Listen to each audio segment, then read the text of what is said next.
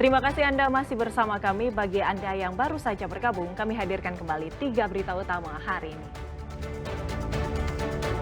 Seorang anak di Kelurahan Malimongan Baru, Kecamatan Bontoala, diduga menjadi korban pengeroyokan.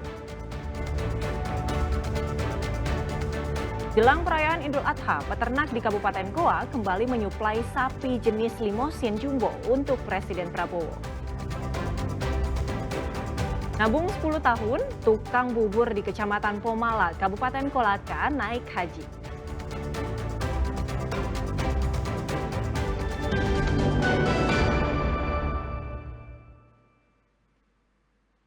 Jelang perayaan Idul Adha, peternak di Kabupaten Goa kembali menyuplai sapi untuk Presiden Prabowo. Sebelumnya, sapi limosin jumbo di peternakannya juga dipesan oleh Presiden sebelumnya.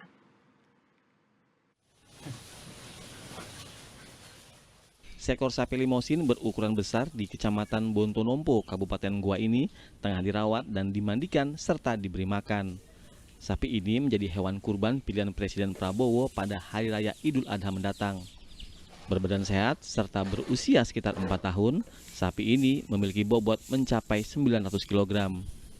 Untuk memenuhi syarat sebagai sapi pilihan Presiden, sapi harus mendapat perawatan khusus, mulai dari dimandikan, pola makan yang tak sembarangan, serta kebersihan kandang. Perlakuan tersebut dilakukan untuk menjaga kualitas dan berat badan sapi. Zainuddin selaku pemilik peternakan sapi mengaku senang ketika terpilih sebagai penyuplai sapi untuk Presiden. Ini merupakan kali kedua dirinya menyiapkan sapi sehat berkualitas untuk Presiden yang berbeda. Ini sapi jenis limusin. Usianya kurang lebih sekitar 4 tahunan. Kalau ya. Bobotnya sendiri? Bobot ditimbang terakhir kurang lebih sekitar 900 kg. 900 kg. Kalau boleh tahu ini pesanan dari siapa, Pak? Sementara ini ya mudah-mudahan tidak ada halangan dan berjalan lancar. Ini sementara dipesan oleh utusan Presiden untuk bantuan masyarakat untuk kurban. Perjalanan panjang mempersiapkan hewan kurban Presiden ini adalah buah dari hasil kerja keras, disiplin, dan dedikasi tinggi para peternak lokal yang menghasilkan sapi-sapi dengan kualitas tinggi. Muhammad Sardi melaporkan dari Kabupaten Goa.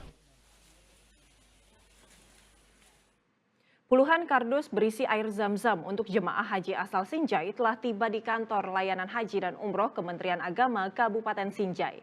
Air zam-zam ini diperuntukkan bagi jemaah haji kloter 40 asal Kabupaten Sinjai, sehingga jemaah tidak perlu lagi membawa zam-zam ke tanah air. Sebanyak 2.031 kardus air zam-zam yang diperuntukkan untuk jemaah kloter 40 tiba di Kabupaten Sinjai. Air zam-zam ini dikirim dari embarkasi Makassar menggunakan angkutan udara. Nantinya setiap jamaah akan menerima 1 kardus berisi 5 liter air zam-zam. Jika jemaah merupakan pasangan suami istri, maka masing-masing akan mendapatkan 2 kardus atau 10 liter. Sementara terkait dengan kondisi jemaah haji, Kementerian Agama Kabupaten Sinjai memastikan seluruh jemaah asal Sinjai dalam keadaan sehat. Terkait dengan air zam-zam untuk jemaah haji Kabupaten Sinjai, kita sudah menjemput di tingkat kanwil dan kita telah menjemput di embarkasi Makassar sebanyak 231. Ya, karena kebetulan Sinjai mendapatkan jatah cadangan 1 orang dan insya Allah akan berangkat di kloter 40. Dan ini juga sudah tercover untuk Kabupaten Sinjai terkait dengan air zam-zam. Dan insya Allah setelah jemaah pulang nanti dan akan tiba di embarkasi Makassar pada tanggal 13 ya, pada tanggal 13 Juni. Setelah itu tiba di Kabupaten Sinjai, kita akan serahkan masing-masing kepada jemaah per 1 orang sebanyak 5 liter. Rencananya jemaah haji asal Kabupaten Sinjai akan tiba kembali di Makassar pada tanggal 13 Juni mendatang. Dan proses distribusi air zam-zam kepada jemaah akan dilakukan sesaat setelah kedatangan. Muhammad Sardi melaporkan dari Kabupaten Sinjai. Seorang tukang bubur di Kecamatan Pomala, Kabupaten Kolaka berangkat haji. Perjuangan ke Tanah Suci harus ditempuh dengan menabung selama 10 tahun.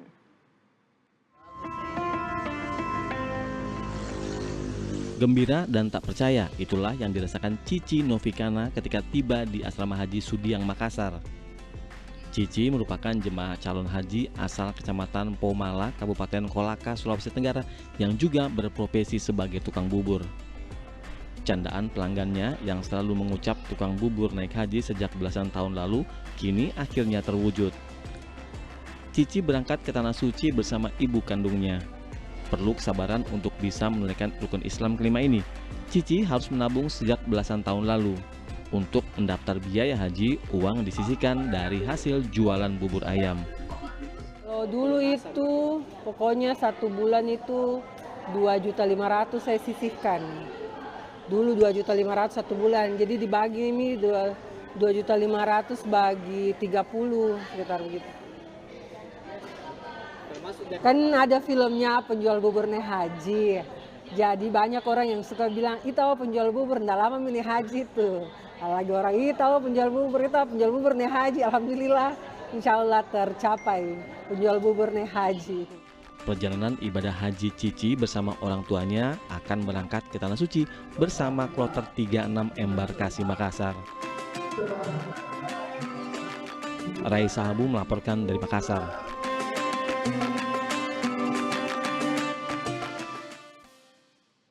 Gelang haji menjadi aksesoris wajib bagi setiap jemaah selama mengikuti pelaksanaan ibadah haji 2025. Gelang ini berfungsi sebagai penanda identitas jemaah dan bentuk perlindungan dari pemerintah. Pesanan gelang haji ini pun menjadi berkah bagi pembuat gelang.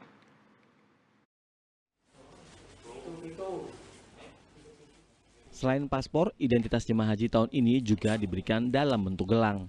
Gelang yang dikenakan jemaah berbahan stainless steel. Pada gelang juga dilengkapi dengan data nama jemaah haji, nomor paspor, nomor maktab, kloter, bendera negara, dan bertuliskan huruf Indonesia serta bahasa Arab. Banyaknya pesanan gelang juga membawa berkah bagi perajinnya Ahmad Sidik. Dirinya sudah mulai mengerjakan pesanan gelang identitas ini sejak tahun 2006 silam. Gelang stainless steel dibuat di Jepara, sementara pemberian identitas sesuai nama jemaah dilakukan di Embarkasi Makassar. Selama proses pemberangkatan haji setiap hari, ia mengaku bisa menyelesaikan 786 lebih gelang atau sebanyak 2 kelompok terbang. Jadi setiap embarkasi kita lakukan untuk pencetakan nama jamaah itu. Jadi prosesnya ada 2 kali. Yang satu untuk proses pembuatan gelangnya secara kosong, terus yang di sini di embarkasi ini kita buat cetak nama, nomor paspor dan nomor kloter. Mas, biasanya dalam sehari bisa buat berapa? Kita satu tim itu ada 3, jadi 3 orang kita bisa membuat dalam 1 hari itu 2 kloter. Gelang identitas ini juga sebagai wujud tanggung jawab pemerintah dalam melindungi warganya. Gelang identitas ini juga berfungsi sebagai penanda jemaah dan antisipasi jika calon haji terpisah dari rombongan ketika berada di Arab Saudi. Gelang itu fungsinya sebagai identitas ya, salah satu identitas jemaah yang harus dia pakai terus. Itu untuk mengantisipasi ya, misalnya ada jemaah yang tidak mengenal jalan pulang atau ya kesasar lah. Nah, itu bisa memperlihatkan gelangnya kepada petugas supaya ditahu, karena di situ ada nomor paspor dan namanya. Tak hanya menjadi aksesoris, gelang tersebut juga bisa menjadi kenang-kenangan saat menempuh ibadah haji. Raisa Habu melaporkan dari Makassar.